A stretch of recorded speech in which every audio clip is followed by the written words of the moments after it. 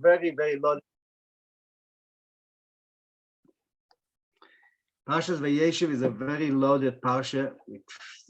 Very interesting. It was interesting and questionable. But we'll start. We'll focus more on the beginning.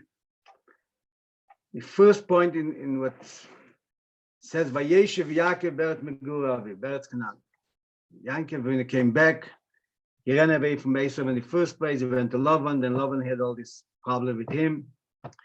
Then he met Esav and lived back. Now finally he's back, Beret Meguravi, in the land of his father, and he settled over there. Says Rashi in Pasuk Beis. Rashi says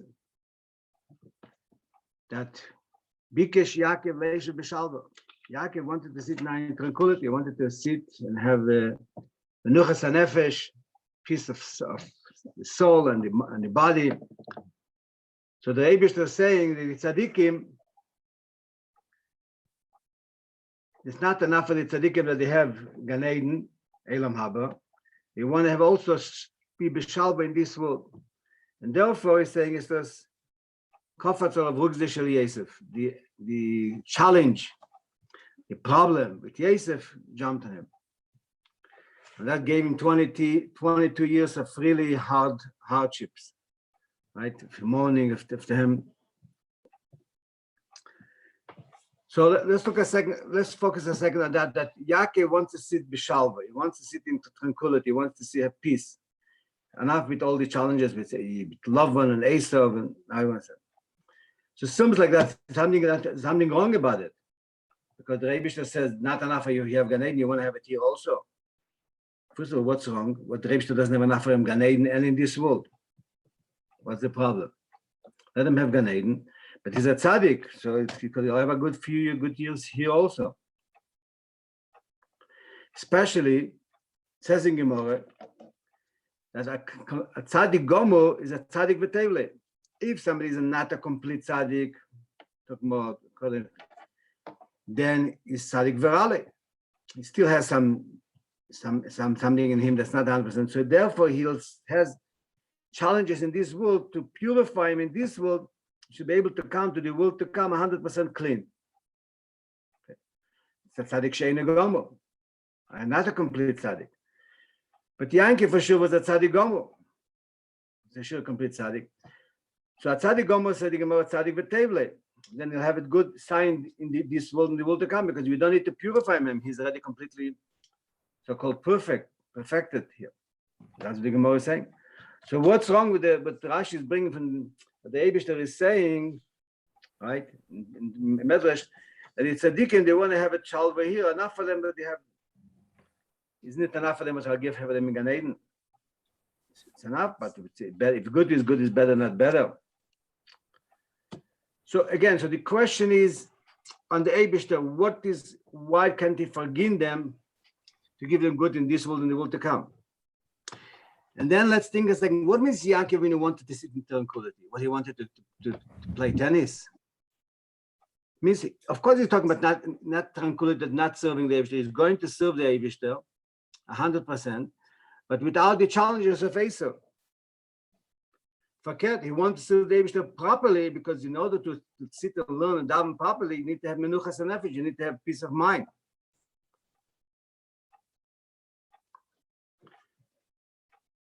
So he's wanting to sit b'shalva. Wasn't that he wanted to get rewarded for his sitkes? Now he wanted to have shalva, have peace of mind. No, he wanted to have this peace of mind in order to be able to serve the Eibishter properly. So what is the problem that Hashem is saying that that you'll have now the challenge of Yosef? What does it mean? Why? Especially we see, I think everybody should put on the mute your mics so we don't have different sessions. But by the end of his life, in Parshas Vayeishev Yaakov Beretz Mitzrayim, over there said that he had his best year was in Mitzrayim, so he had his shalva what he wanted. So the Eibishter gave it to him by the end. So why couldn't he give it to him 22 years earlier? So we're saying that he was punished because he didn't mekayim mitzvahs kibud avayim. When he was by Lavan, so 14 years that he was in yeshiva from Shem Ve'ever, the schus of Teire was protecting him, so he wasn't punished for that. But the 20 years by Lavan and the 2 years of traveling, he was punished that he had to suffer from thinking that Yosef is not alive. But that means it's a punishment. So that also has to be understood. Why did he go to Lavan? He didn't go by himself. His mother and his father told him to go there with their blessings and in order to find a wife for them. So he was doing that. That's what he was doing there. Or furthermore, he was in danger from Esau. So if I couldn't, that because first for sure he had to go there, because otherwise his life was in danger. So what is the idea that because he didn't have kibbutz avaim, has to have the problems with Yosef, that he thinks that Yosef was killed. And Rashi is bringing the method that attacks all the tzaddikim. That all the tzaddikim have the chutzpah to ask for Elam Haba. What's the problem there?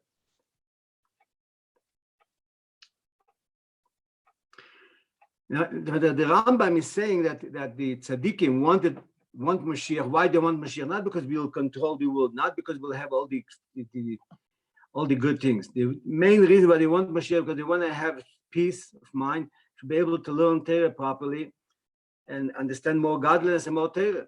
So that's what Yankee Rabbeinu want, to have shalva, to have peace of mind, and to be able to learn Torah better and serve Hashem more. That's the idea. Ultimately, what we're saying, that's Elam Haba. So in the Rashi, it looks like the God is not forgetting that they should have in this world and in the world to come. Now it's interesting here.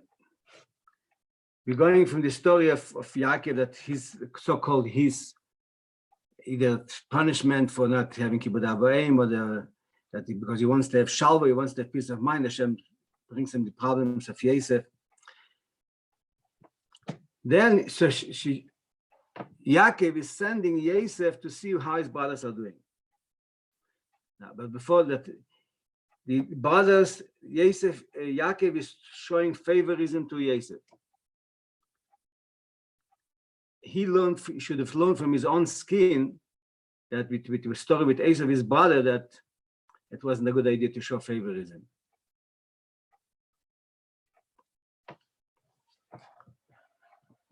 So first of all, he made it, and he taught him more Torah to Yosef than the other. That's what they tell us. So why did he do that? But it means he was now going to be driving towards the idea that this soul wanted to kill Yosef with the son. So Yaakov had a good share in that, making that they should be jealous by giving him a beautiful jacket, showing favorism to him, teaching him more Torah. Because it says all the Torah that he learned in Shem Ve'ev, and in 14 years he taught Yosef. It means to Yosef, not to the others. The other ones were also very clever. So they understand what didn't he teach them everything? It means, but it's whatever. Even he taught them everything, he taught Yosef more. So Yaakov was the partner in creating the problem with Yosef and his brothers by showing favorism. The brothers for sure doesn't make sense. One of them is saying they were all tzaddikim, says clearly. Shivtei Kor, the tribes of the Eibishter, they were tzaddikim. It says clear that. And here they are jealous, but you're not allowed to be jealous. And they can be Torah officially. And they hate him. And then they want to kill him. We save them. And then they throw him into a pit of snakes and scorpions, but according to halacha, scorpions is like you're killing a first degree murder. Then they become better a little bit, and you see the miracles already that he was in the scorpions, with the snake and scorpions for I don't know for how long, let's say for an hour. And you should see how Hashem is saving him. Now they're selling him for slavery. Where is that coming from? And then when they put the jacket in the blood, so they made the promise that nobody will tell Yaakov what happened. Nobody will sneak on each other, and they participated. The Eibishter also became a partner in that way. He was the 10th one. How could they have the power to get God involved with them when they are doing something not nice? So first of all, it doesn't make sense that they hated him. They're not allowed to hate the Jew. And especially the wealthy boys, the wealthy family, go buy yourself a jacket, so your father bought for him, okay?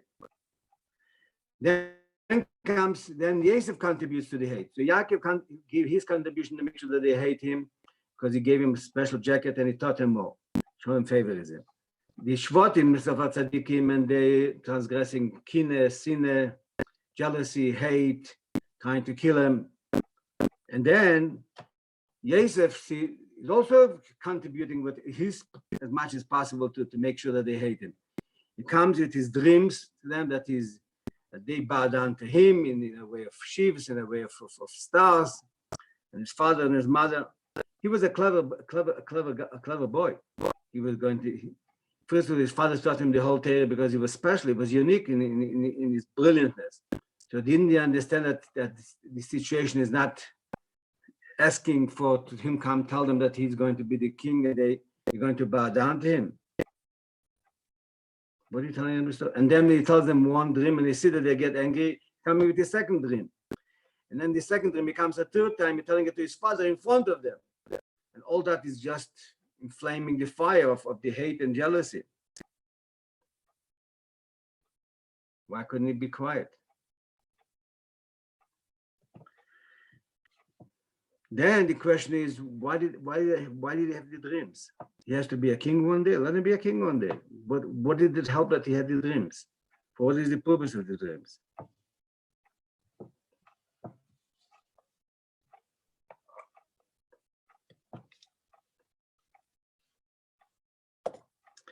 Then you tell us,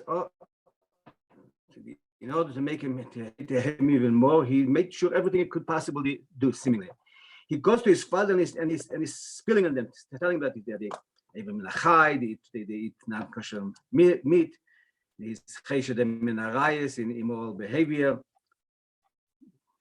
First of all, the truth there were tzaddikim, so they didn't do it. So can't you find out for sure before you go into spilling, telling Yankov, when you have to give Yankov pain, if he believes you, or if he doesn't believe you, to have a pain that you are telling stories about them. Find out. We know that he didn't see it. So what is the purpose of you going telling to Yaakov that all these problems that you think that they think they're doing? Some of them is not for sure. It's chesed, but then b'arayos. Chesed. So if you're going to talk to your father, and also Vayeishev had a way to find out what really happened there, because he was fencing the four Shvatim who from Bila and Zilpa. You could ask them what happened over there, how they shechted, they didn't shecht, and they were telling the truth because they were participating in there. And Yankov also should have found out that he didn't sin and then tell him to stop talking bad about them. It looked like everybody are contributing to the idea that Vayeishev should be hated by the brothers. I said Yankov is doing what he could, the brothers do their contribution, the Eibushter is doing his contribution. First of all, he give him the dreams, and then second thing that he participated with the brothers in. And then that Vayeishev himself contributed as much as he can for that also. I just want to put in another question from last week's Parsha, because it will help us in the answer. In the last Parsha, it says, at a certain point, right, after Rachel died, when the Jewish people, when Israel, Yaakov, and the Jewish people, Yaakov and his family, was dwelling in the land, Reuven went, Vayishkav as Bilhah Pilegesh Aviv, and he lay with Bilhah, the Pilegesh of his father. Vayishma Yisrael, and Yaakov heard about it. Israel heard about it. Now let's be honest. What did Rashi say there? Did he ever do that? No, he never did it. What did he do? When Rachel died, so Yaakov took his bed and put it in the tent of Bilhah. Well, Bilhah was the maid, the secondary to Pilegesh. It was under Rachel. So we said that's really not fair. Rachel was the equal sister that she was favoring here. That what was his main place of dwelling, living at Rachel. Okay, we handle it. But now Bilhah was a Pilegesh. she's the maid of Rachel, she should take place priority over Leah. They said that's too much already. So he took his father's bed and he moved it to his mother's tent. My was the Gewalt. Therefore, you have to accuse them to that. It's like he lay with Bila. Why is it like? I'm not going to answer all the questions, don't worry. But even if it's like, why the Chumash is trying nobody to speak in a clean language and try to protect. Why are you taking a so-called a small deed that he did to protect because he was involved in Kibbud Aim? Felt he was the oldest boy. And he's the son of Leah. So he has the obligation to protect his mother. Okay, so he should have gone and spoken nicely to his father, maybe. Okay, let's assume. So that's such a terrible sin that he takes us to hide such a terrible act. So I just want to remember that seeing that here that's opening a door that not necessarily what happened, that what it says it happened in a literal physical sense. I'm saying here when it says Vayeishev, he did not literally. He did something that is like or there's has some kind of similarity, but not that he did it. So I'm saying that's happening to us already from last week's Parsha, right? That even in this Parsha, all the things, the terrible things that we're saying about everyone doing it, it's not exactly necessarily that there was bad things that they were doing. And we have in our Parsha also, we have a similar story like that. When Yehuda was with Tamar, sounds like a terrible thing. And then we say, no, it was that the Shemaim it came from the Eibishter.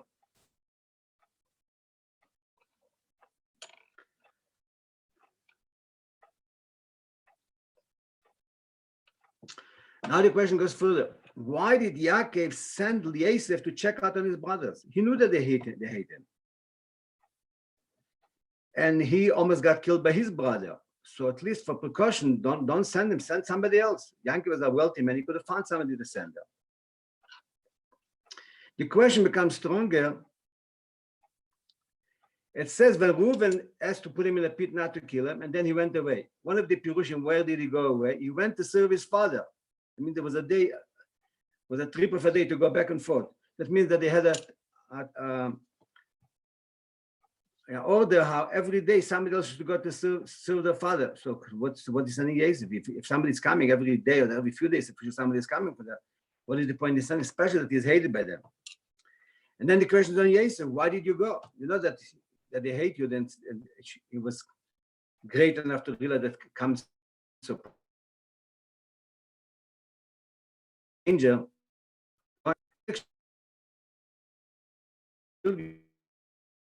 It's like your father found steal the brachas from Yitzchak. Find a fancy without saying an open lie and make a white.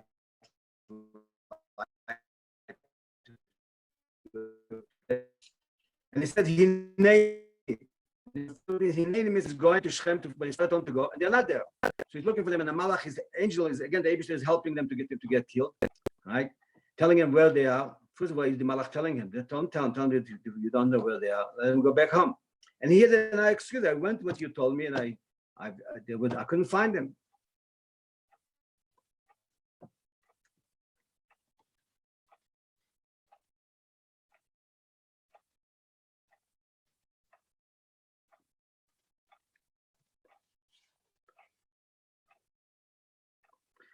Now just throw in another one word that we'll see maybe later.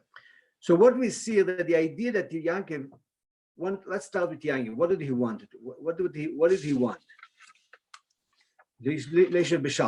What was the?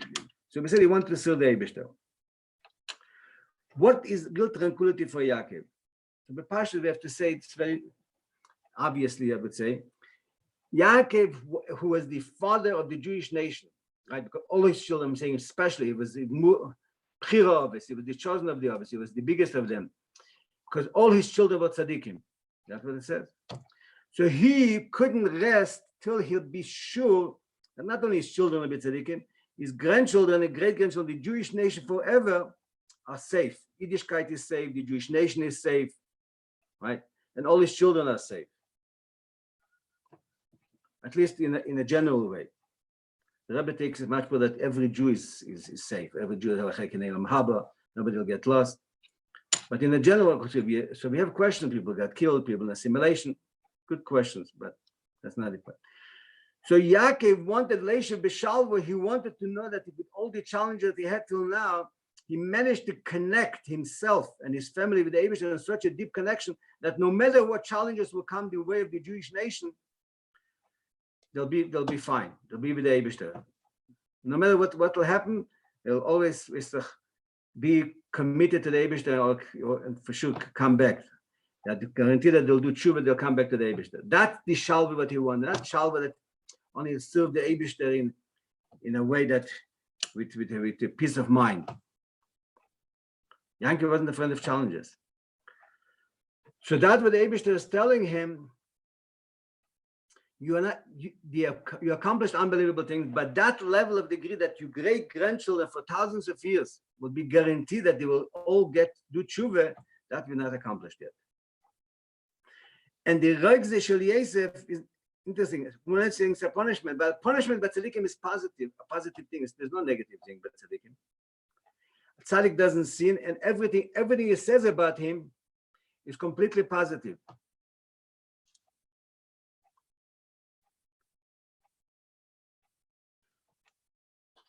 So Yaakov Avinu wanted to come to a level to protect his neshama, neshama of his kids to such a level that no matter what, it'll be fine. It'll be good.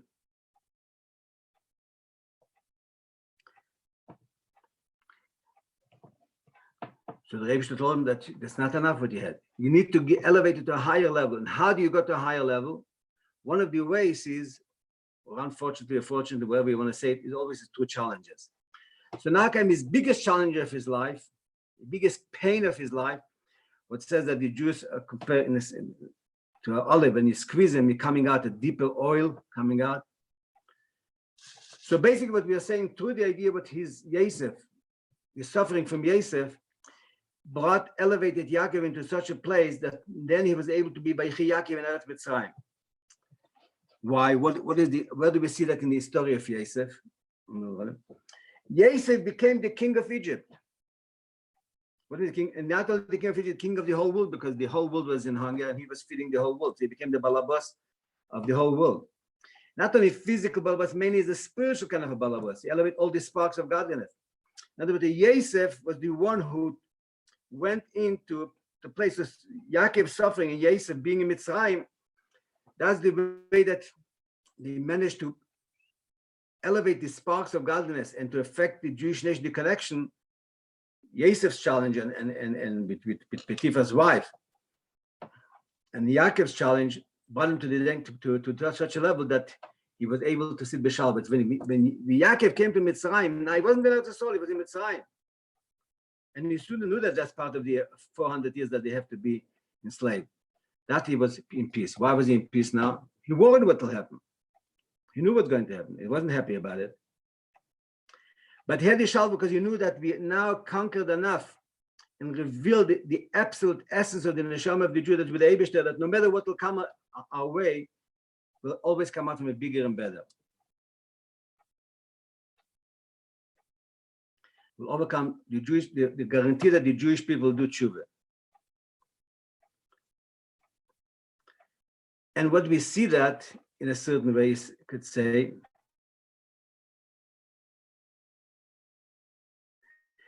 that suddenly you don't know, it was a long story. From the Eibishter, that also that Yehuda also, when he was elevated here, he was downgraded by his brothers in order to go through that challenge and elevated, admitted to the truth, and more what happened that the Jewish people, whatever they'll be ultimately coming to, they never lose the connection with Eibishter. Okay, so the question, but how we're saying that the brothers are tzaddikim, and the other side we're saying that they did terrible things here.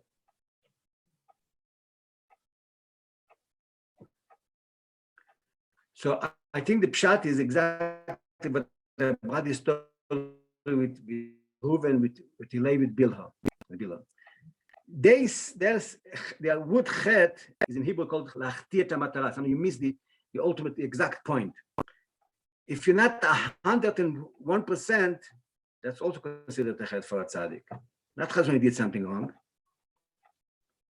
Or more correct, even if he did 100% and 1% right, but he sees there's a higher level than him, that's called he's still missing.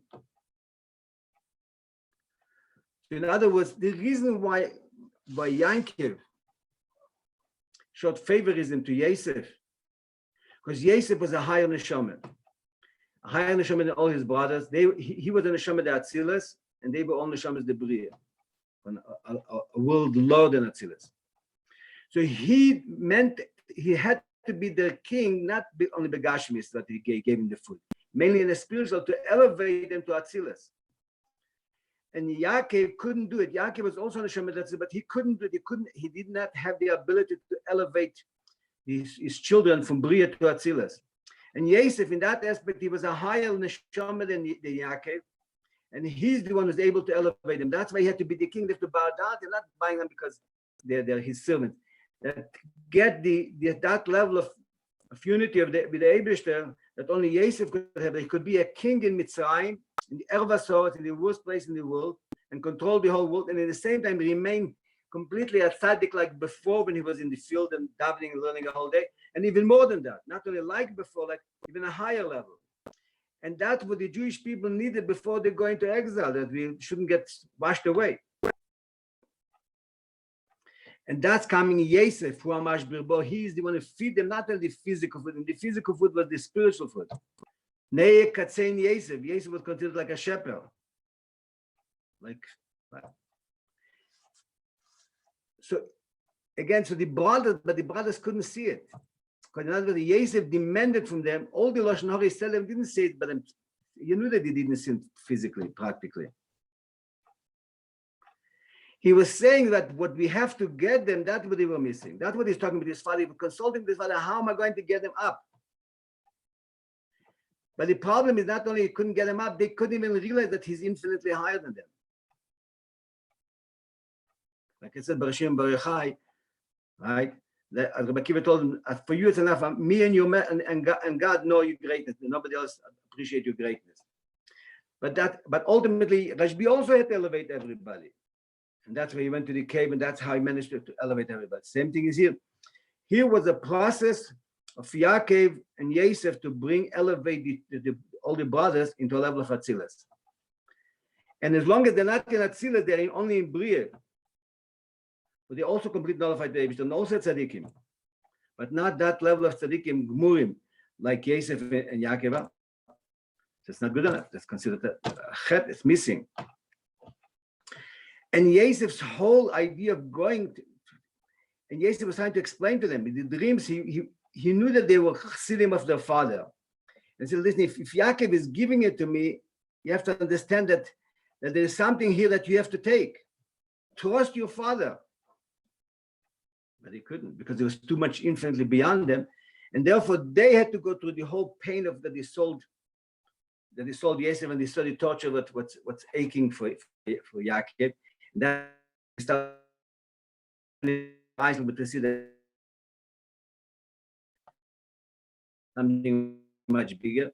And then Vayeishev came the time he tortured them, retrieved it completely. And then when they bowed down and they realized that is fulfilled the dream that he dreamt over there, that the dream was telling them, it was like an avut to Vayeishev, telling them that they have to become completely received from Vayeishev.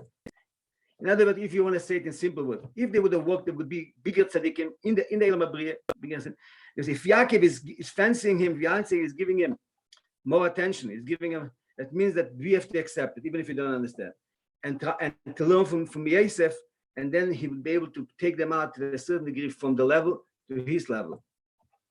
But that wouldn't be the ideal. So then it came plan B, like in the previous Parshas. Then they failed.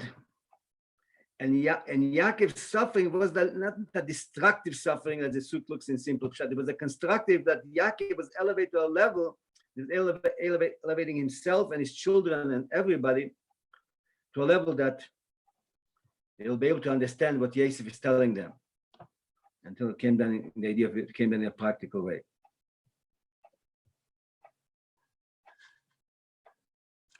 Now, for sure, Yaakov knew that everything is coming from the Eibishter, and everything is coming from the Eibishter. Ein Rayel Milamayla. A tzaddik is able to suffer. They have the advantage of suffering without the disadvantage of suffering. Like the Rabbi said, Ba'as, the Rebbe has to stop torturing us. Why? Because the torturing doesn't help. Because we don't get the message. So what's the point? But tzaddikim, it always goes in the right way. So it's interesting thing is just to finish with that everybody are doing here looks like wrong things. But the whole thing, but again, it's a microcosm of the Golus of Eden. And that's why it says that everything that happened to Yaakov happened to Yosef. His brother hated him and they wanted to kill him. Like the Medrash brings a lot of things that happened to Yaakov happened to Yosef. The idea to come to the level, as we said, it started from Avraham and Sarah, that they went to Mitzrayim to transform the darkness, to transform darkness into light. But when? Could have been to the Broch of Yitzchak to Esau, or then for Yankov, and from Yankov could have been from Leah to Esau, and it could be from Dinah to Esau. Now it's happening, has to happen to all the Shvatim to Yosef HaTzadik. So really we have to, what we have to go away from here, if we didn't answer all the questions, but we have to go away from here and understand that something happened by Tzadikim, even their sins are really a mitzvah. I'm afraid that I get it. Where do you see it? Moshe Rabbeinu Hidirak, yeah?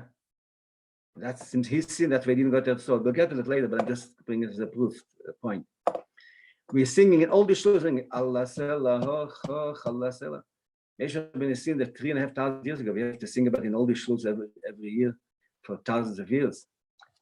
I'm saying that it's talking about tzaddikim, like about the story, but again with Reuven and Bilah. That Begashmet didn't happen. He did something, the dark is that the way would interpret it down here. And Yehuda V'Tomer, he got telling it to kill it, just to burn it, and then it says coming from me. And the biggest tzaddikim, Mashiach comes out from that, and Peretz and Zohar, both tzaddikim. So L'chaim, have the Gilo of all this, the revelation of all this in Yom, Begashmis, we have only stress. And only in a revealed way simches, and the ultimate simcha is Mashiach now mamish. A good night of Shabbos, kol tov. Bye. Amen. Thank you. Good Shabbos. All right, Sivish, you. Yeah, thank you.